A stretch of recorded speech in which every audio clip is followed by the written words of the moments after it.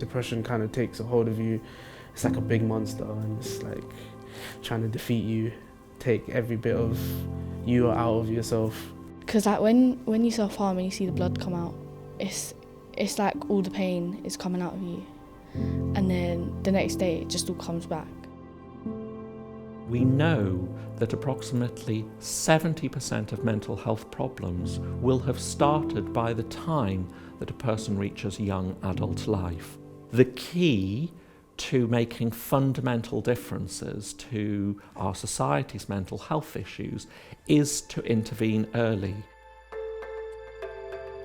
The new Centre for Children and Young People is going to be a brand new purpose-built setting that's going to bring together the world's leading clinician scientists and researchers working in mental health from conception through into adult life. So by co-locating people side by side, those conversations about what can science do to address clinical questions and what are the important clinical questions for scientists to be asking will be part of what happens on a day-by-day basis.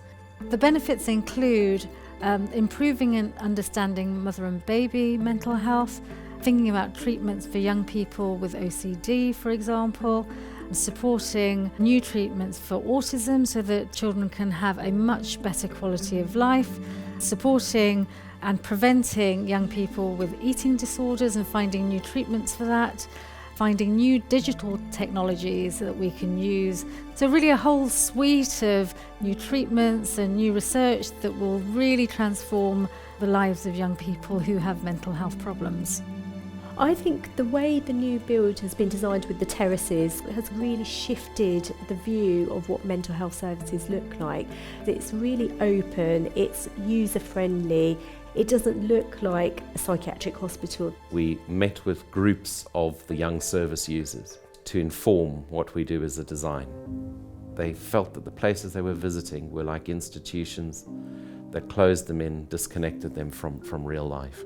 So access to external space was a huge one, and being close to nature. So all of the findings from those workshops are currently going into the scheme that we're developing.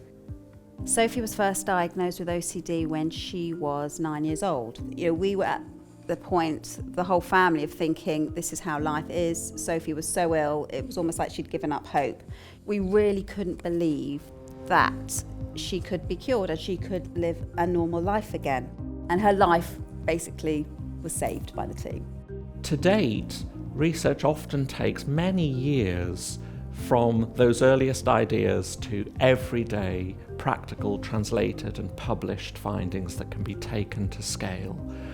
This centre will halve the time that it takes for that translational pipeline. I'm always hopeful that it will be something that I won't have to struggle with anymore. By the time you get to where people are in inpatient services and stuff, it's kind of too late. The earlier you can catch a cancer, the less it spreads. I think it's the same with mental health. We want to make a huge shift at a societal level. People will look to see what we've done and it will set a worldwide example.